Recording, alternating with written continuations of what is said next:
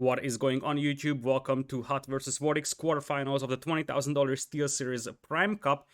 This will be coming from recorded games because the quarterfinals of the event were overlapping with each other, so I had to choose a set to cast, and this one was not the one I chose, so I'll have to cast these from recorded games. The home maps for each player will be Boulder Bay for VortiX and Lipany for HuT. And you see that Rus was banned by HuT and Mongols was banned by VortiX. With that being said, we're jumping into game number 1 over here. Let's see what VortiX can do versus Mr. HuT over here. VortiX is going to be picking Mongols in the first game on Arabia, and we will have HuT playing as the Rus. So, Rus versus Mongols, a matchup that we frequently see in 1v1 tournaments nowadays. Rus fast castle into cav archers, or potentially even knight or men-at-arms siege push. They're all very, very powerful. The core concept all the time is the fast castle, of course. Down south, it is going to be VortiX playing as the Mongols in blue, and up north, it is going to be HuT playing as the Rus in red. Starting off with that hunting cabin as you would expect, and he's going to start popping out scouts immediately. Whereas on the other side, we do have a scout coming out for VortiX. Now, that scout is pretty valuable for the Mongols and pretty important against the Rus, because the Khan takes free shots to kill a huntable, like a deer.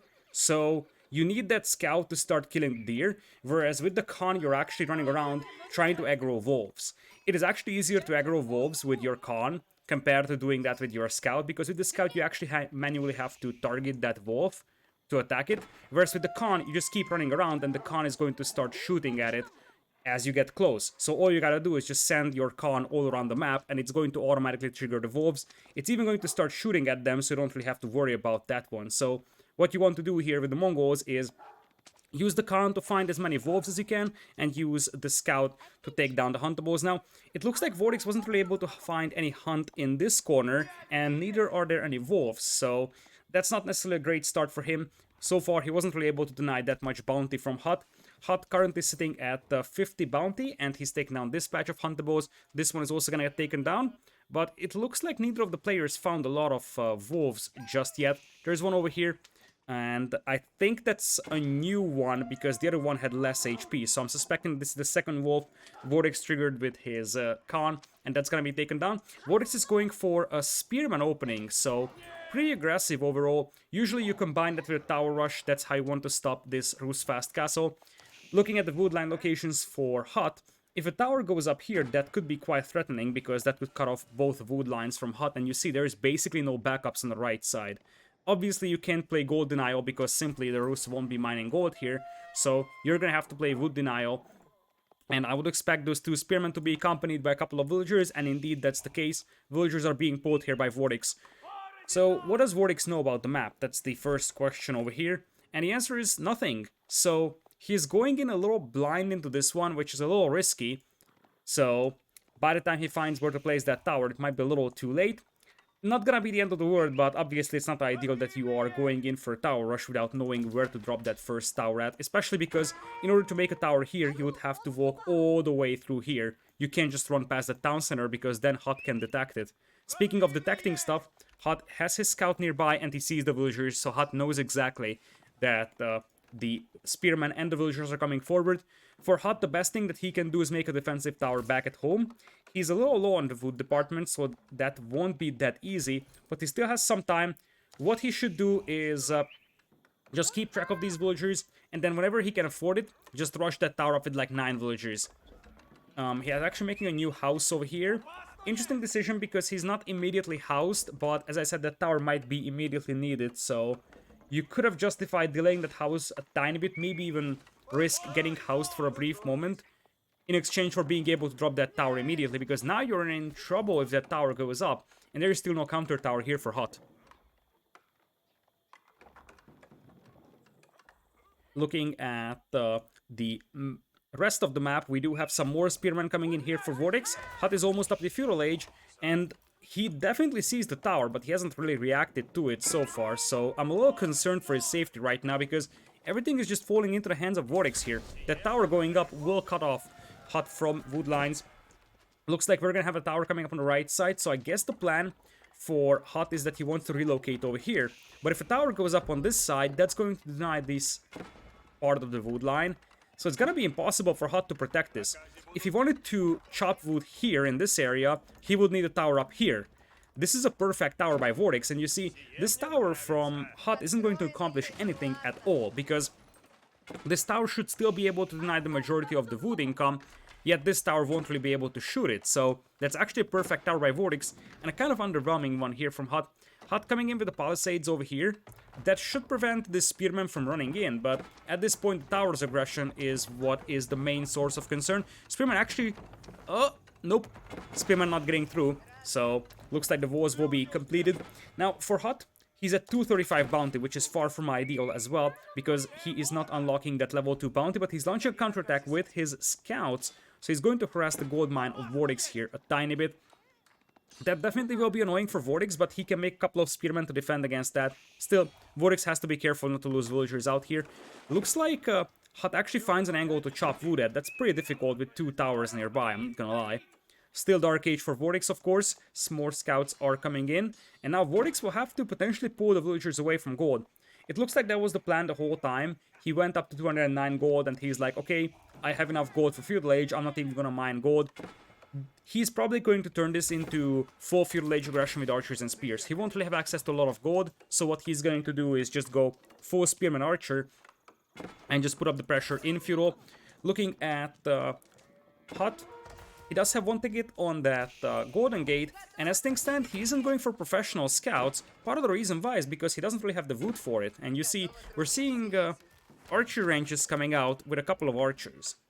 Now the problem here for those archers is that once VortiX reaches Feudal Age, which is going to be in like 30 seconds or so, he's going to be outproducing the Roost player here in archer numbers quite massively, so it's a temporary solution against the spearman, but it's not going to work very well against the archer aggression here, and you see, villagers are already being picked apart by those towers. Those towers are just so well positioned by VortiX, and as HuT is chopping closer and closer to that tower, the situation will just get worse and worse, and HuT is nowhere close to being able to protect that wood line at this point.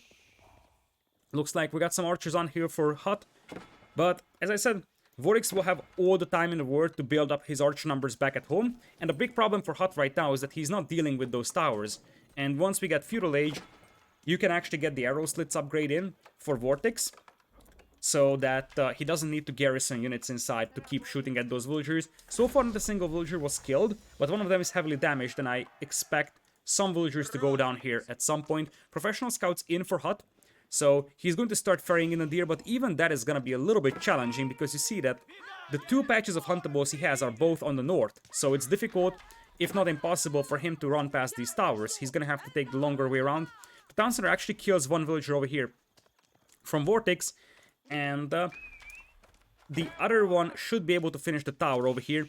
I would expect VortiX to leverage this forward position with towers and just go mass archers and rams. This is something that Iron Magic did against Hera, and it worked out to perfection in the round of 16th.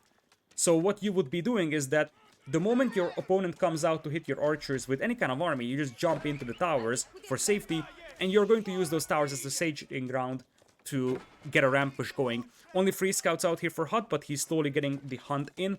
He's at 270 bounty, so he now has the level 2, but look at this. Arrow slits on those towers now, and the villagers from HuT are just going down left and right, really. This tower was denied, but does it matter? HuT's wood lines are just completely inaccessible, and guess what? The horse archers would cost quite a lot of wood for him, so even if he gets to Castle Age, that's not gonna work out, and currently, the biggest problem for HuT is that while he has a ton of wood in the bank, his eco is just an absolute train wreck. Looks like he's coming in with some scouts to try and swoop up the opponent's hunt over here. And behind this one, VortiX, what is he up to? He's got a defensive tower. VortiX apparently is running out of food close to his base. That's a little problematic for him. You see, he's completely out of sheep. He's already placing pastures. So that's not great for him, though. But it very much seems like HuT will have to relocate his wood line. And it looks like, oh, that's a sad wood line. He has to take a stealth forest over here. It's a temporary solution for HuT, but it's not gonna be great. VortiX actually loses the con over here to the archers, but he will spot the lumberjacking operation, so he's gonna be aware of that.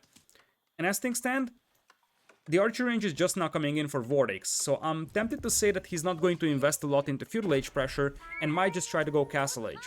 Now, speaking of Castle Age, HuT manages to survive the worst part, and now he's moving up towards castle. Remember that his food income wasn't really harassed, and while definitely losing this food line is something that's annoying and it hurts, it's not the end of the world when you still have safe food source, like the hunt, and of course you can use the market to get gold for yourself. Now, the main problem that HuT is facing over here is that he's going horse archers. And that is a problematic thing for two reasons. A, his wood income isn't really satisfactory in the long run, so spamming out a lot of horse archers that do have a decent amount of wood in their cost is not something that's necessarily sustainable with just a stud forest under your control. Second, mass horse archers die to mass foot archers, and Mongols are very good at popping out mass horse archers, or mass foot archers. So you could easily find yourself overrun by just foot archers over here. Tower coming in the stealth forest for VortiX. HuT is going to react by popping the villagers, and oh, that's a failure for VortiX. That's a big failure out there. He just ran into those archers out here. And I feel like the more I'm looking at this, the more VortiX is falling behind, because now his opponent is up to Castle Age, and while his wood income isn't really great, it's at least there for the time being. Whereas VortiX is sort of stuck in Feudal Age now, going for full foot archers. Now this is what I was referring to.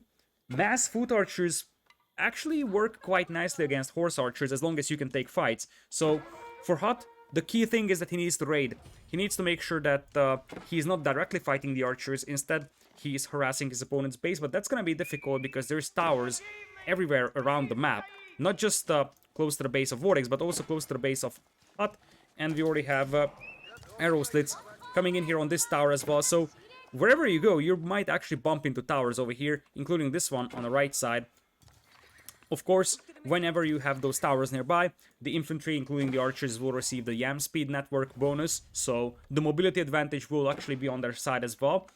And that makes it a little easier for him to run away from horse archers. You see, the horse archers have 1.62 movement speed, the archers have 1.44 with the Yam Speed Network, so it actually is a little easier to run away from those horse archers. The villager does get picked off, but so will 2 or 3 cav archers here, and as we discussed, horse archers will die to mass foot archers, so that's what VortiX has to build his strategy on, and this is something that many Rus players have fallen into before. You just go full horse archers and you die to foot archers. What HuT needs here is either A, a mangonel, B, 3 knights. If he has 3 knights, this army is just history because it's just gonna get cleaned up. Khan gets picked off, so VortiX will no longer be able to pop his buff arrow. Archers, however, focusing down the horse archers very nicely over here. There is one warrior monk that's also inspiring the nearby troops, so that helps a tiny bit for HuT. But VortiX will retreat to the tower. As I said, movement speed bonus on those archers thanks to the Yam network helps a lot with these kind of retreats. And the moment the horse archers run away, he's gonna start hitting them.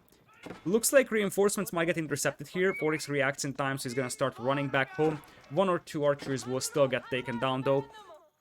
VortiX not far away from Castle Age anymore though. In fact, he's floating quite a lot of food. Or, excuse me, quite a lot of gold. So he can balance his eco using that market, and he's going up with the step redoubt. So, using that step redoubt, he's gonna be able to boost his gold mining. Horse archers are now moving in. Defensive tower on the way for VortiX. Might come up just in time.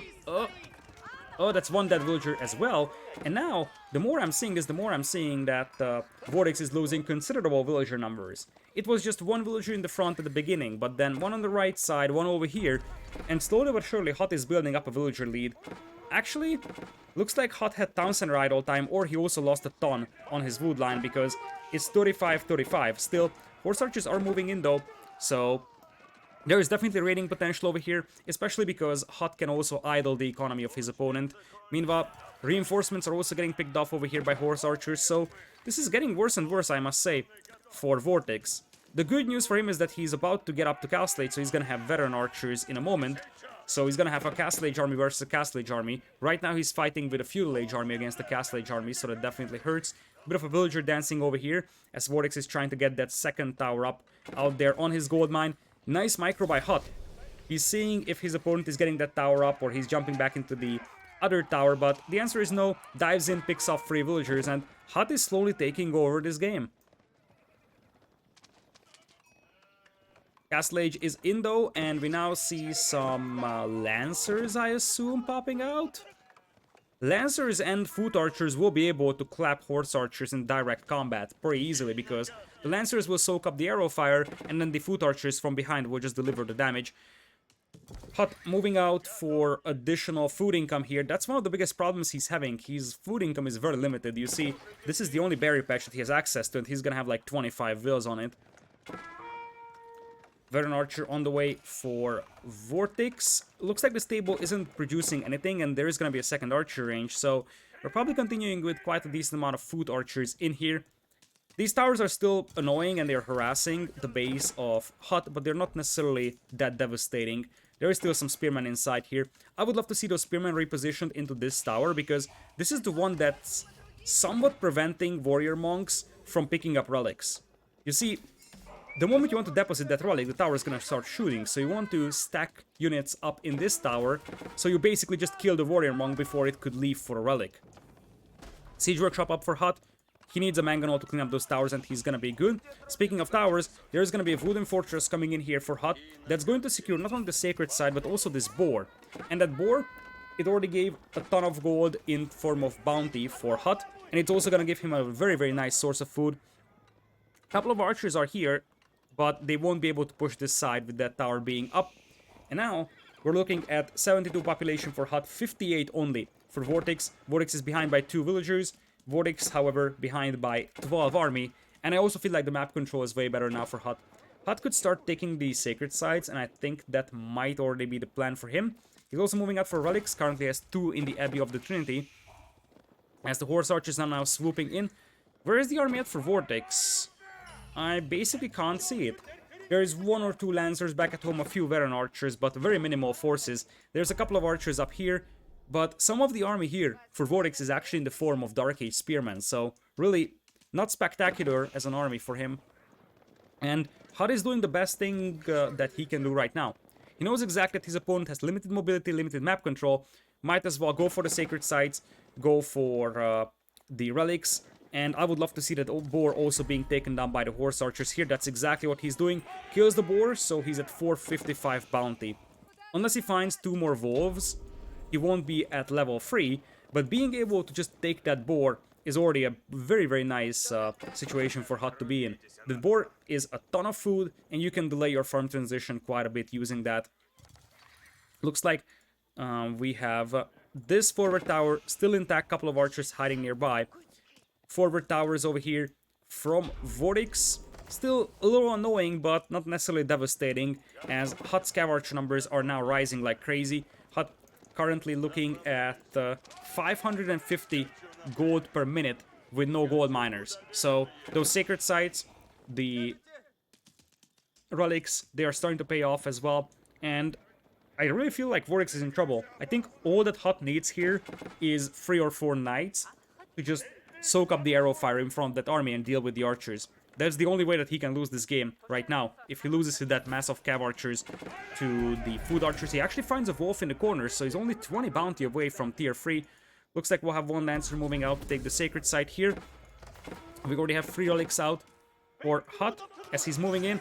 Take the fight. Khan actually pops the defense arrow, and this is not a good fight for HuT. This is not a good fight at all. The Khan gets taken down, and now you're going to see why foot archers actually perform quite nicely against horse archers. Their cost efficiency is there, and you see VortiX is realizing that he's winning this fight. He's closing the distance to prevent the horse archers from escaping. And at the end of the day, losing those archers is less significant for VortiX than losing those horse archers are for HuT. HuT will be forced to retreat, and this is probably the most common way that Rus can lose this matchup. Just going too much on the horse archer department, and by the time they realize that there is trouble, the archers will just decimate those horse archer numbers, and suddenly that army just vanished from HuT. HuT is down to 16 army and his opponent's at 25. 3 villagers advantage for HuT still, and he's got the relics, so I don't think that he needs to sweat this one just yet. But it definitely wasn't ideal that he just lost the majority of his cav archers here.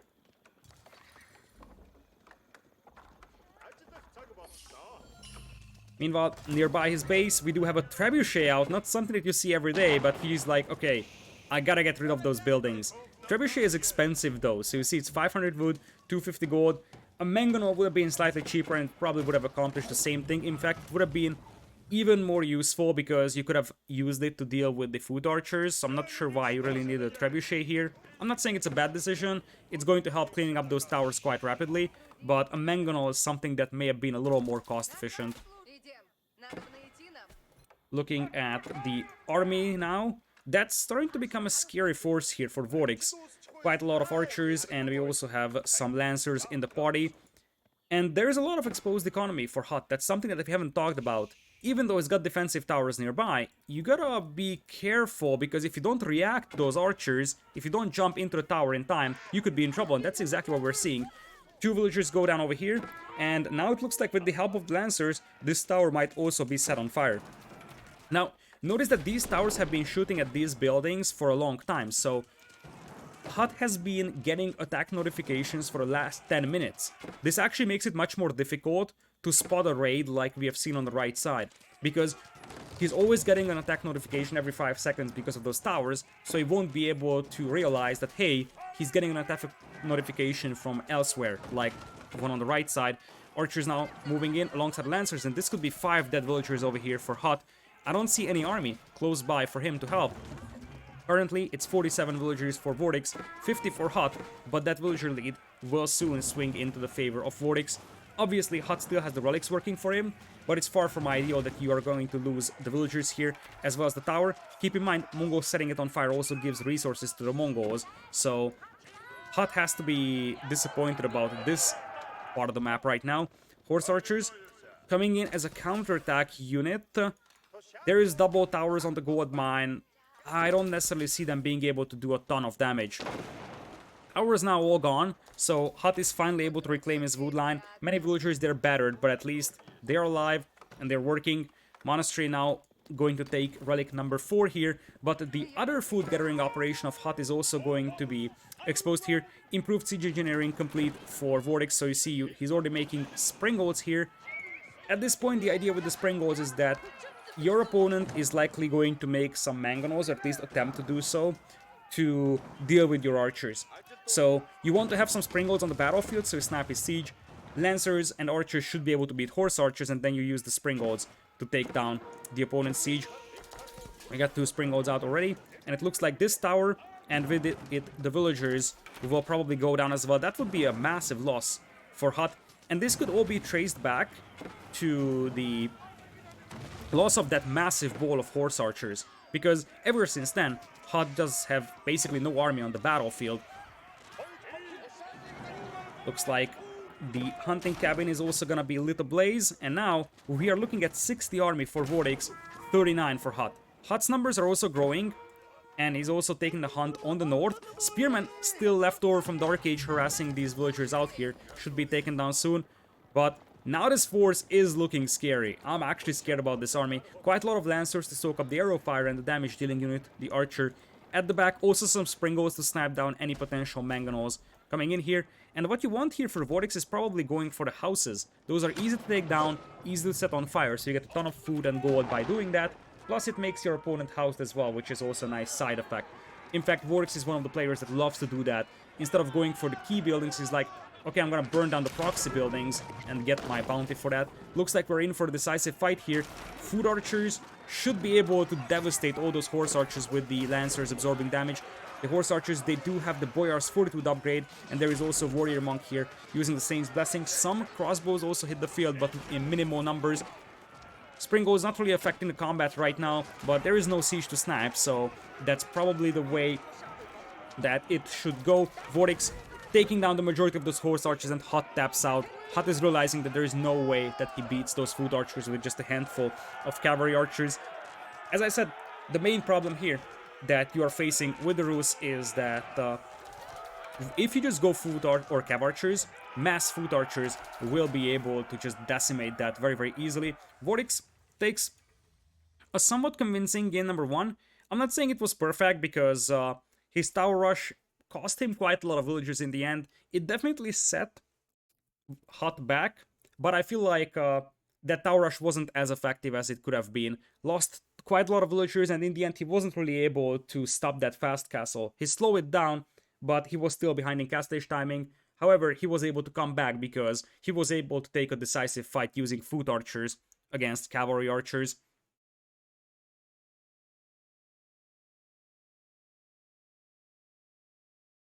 With that, VortiX has game number 1 over here, and he is 1 game away from the semifinals. So let's see what HuT can do to come back into this set. We're going to his home map, which is going to be Lipany.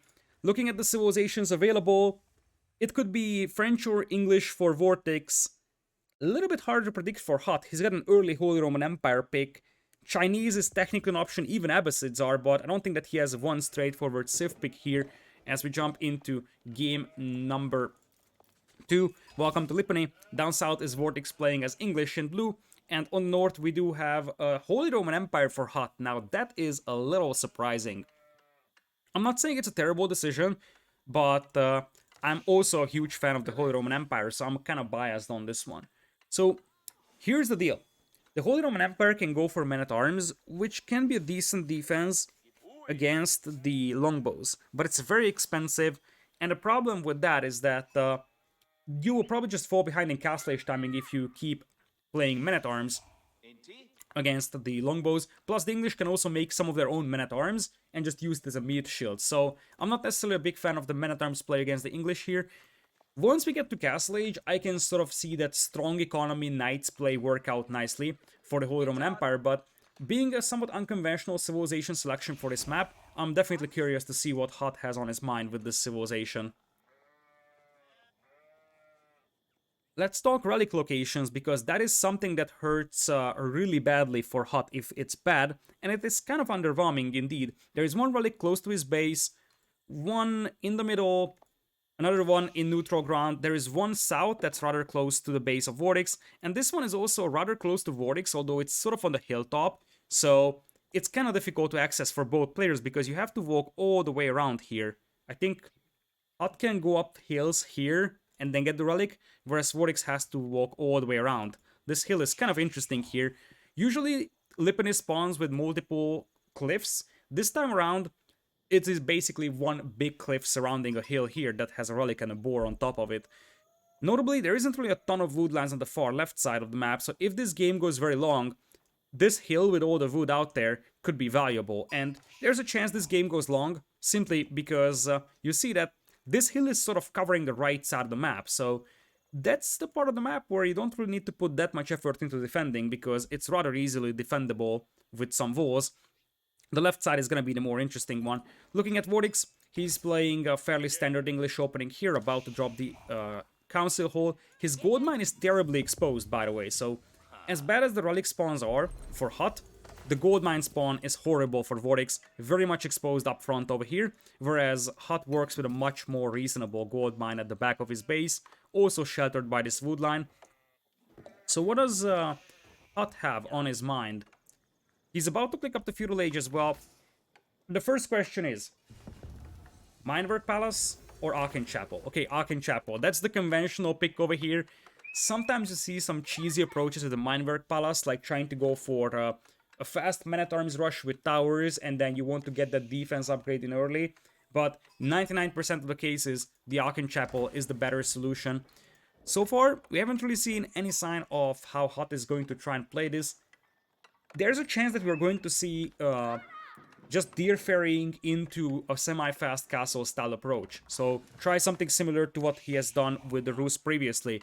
Basically, go for a stable. Yeah, there it is. The fact that he's going for a mill is a sign that he wants professional scouts. There is no other reason why he would go for a mill right now. He's gonna go for a stable, he's going to play professional scouts, and the idea here is that his eco could be very, very compact. It can work, but I think the condition here for HuT is that he needs some key defensive towers. This town center is good to protect this area, but you want at least one, potentially two defensive towers over here, because you gotta hold on to that gold mine, otherwise you're screwed. So longbows are just exceptionally good when it comes to controlling key resources and just staying on the perimeter of your base, denying resources. And that's not something that HuT can afford to let happen.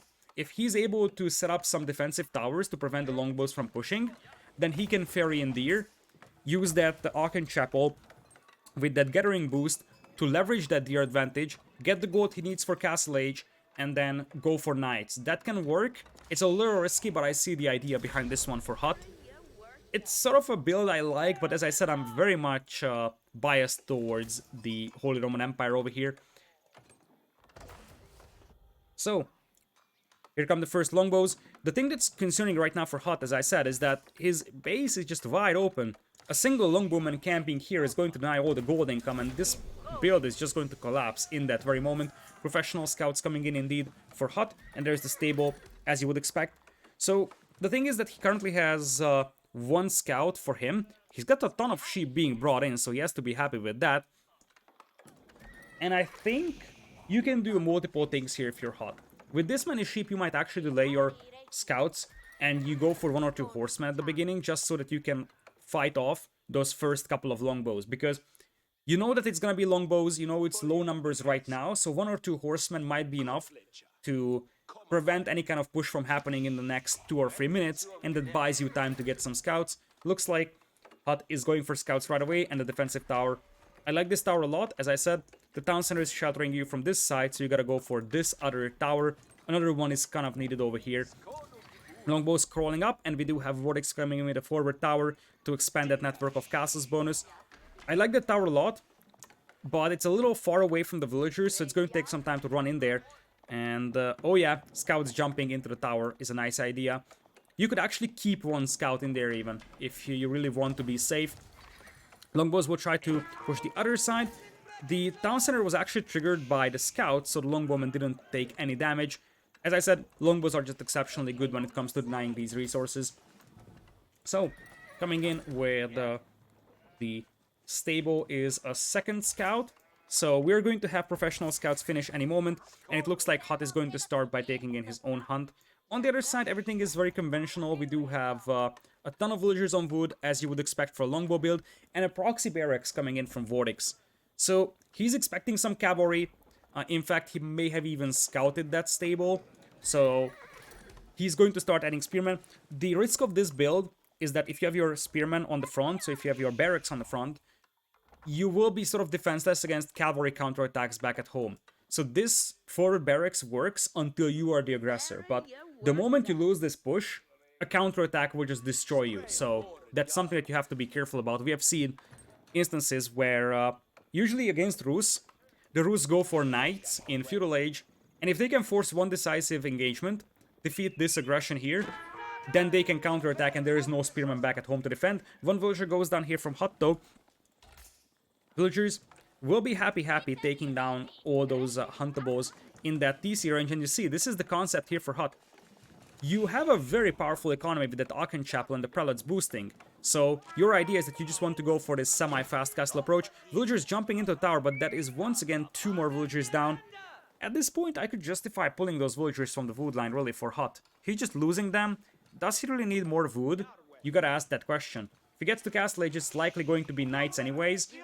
He could get one more stable up, and he already has one going, but he's losing too many villagers. If he just sent all those villagers to gold, he could already be going up to Castle Age. So that's the thing I'm a little concerned about. Too many villagers are just being picked apart on this wood line. It's 23 versus 29 already, as HuT is getting close to Castle Age. Once he gets to Castle Age, it's going to be a very difficult one to fight, because he has the access to knights, but he could also go men-at-arms. Both of those are an option. As I said, he's a little low on gold. He's just now about to click up. I think he could have abandoned that woodland a little faster. Anyways, Ragnitz Cathedral is coming in as you would expect for the Holy Roman Empire player. And now the problem that he's facing is that he has no map control for the relics. So he's going to be up to Castle Age fast, but he won't be able to grab the relics for the Ragnitz Cathedral. Another villager goes down over here to longbows. Such a good push here by VortiX. He knows exactly that his opponent is going for this semi-fast castle approach here, so he's gonna try and limit access to that wood line out here. He has done that in the previous game, now he's doing it in this one. Second stable is up. This is why I'm a little puzzled why HuT didn't pull his villagers away from the wood line. It might have been better to just stay 2 stables instead of 3, but save 5, 6, 7 villagers on the wood line that were otherwise slaughtered. There's going to be a market coming in as well, so HuT probably knows that he's gonna need to do some eco-balancing over here. Probably buy some wood if needed. He's going to have a ton of hunt to work with. Emergency repairs coming in on the tower, that's a smart use of that unique ability for the Holy Roman Empire, buys you a little bit more time, and we are going to see some knights coming in. Now, the keyword here for HuT is patience. 3 knights won't be enough to fight this one, there is too many spearmen. English getting the hardened spearman upgrade for free also helps quite a bit over here. So, you want to wait until you have one critical mass of fighting this. You're behind in eco, at least in terms of villager count, by 6, but you do have the Alcan Chapel working for you, you have Huntables working for you, so that sort of compensates a tiny bit for it. I think, and I'm probably right about that, HuT is actually ahead in eco. Look at those resource income. Obviously no wood income hurts, but HuT is not even behind that much on the eco department, although now he's losing villagers here. So he needs to be patient, although now he's losing access to his gold mine, so clock is ticking really badly. He's gonna need one big mass and take one big fight. If he can't access gold, it might be worth just waiting a tiny bit more,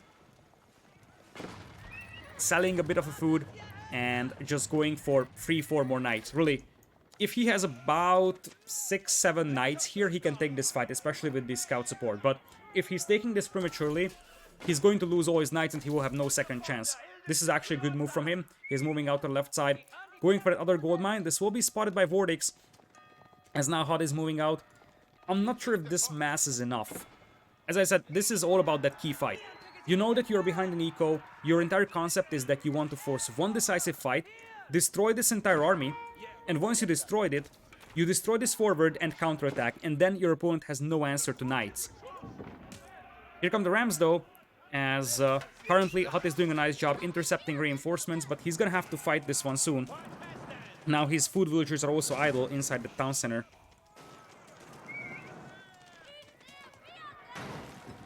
Here come the knights, villagers are also being pulled to take down the Rams. Spearmen now coming in with a brace. The knights actually didn't charge in.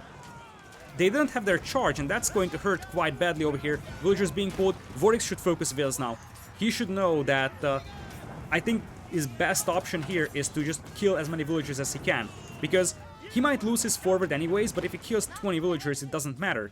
But it looks like he's gonna have enough spearmen. As I said, the tricky thing here as a defender is that you gotta wait until you have the critical mass to defeat this, because if you do not, then you have no second chance. And it was a bit of a bold strategy over here from HuT, going for the semi-fast castle approach, and VortiX exploited that very, very nicely. He knew exactly that he needs to push before the knight numbers are growing high, and with that, VortiX takes a rather commanding and one-sided victory over his opponent. The Holy Roman Empire was definitely a somewhat surprising choice here by HuT, and I honestly liked his strategy, but VortiX diagnosed that very, very nicely, and he was able to react to it perfectly. So VortiX moves into the semifinals of the $20,000 SteelSeries Prime Cup.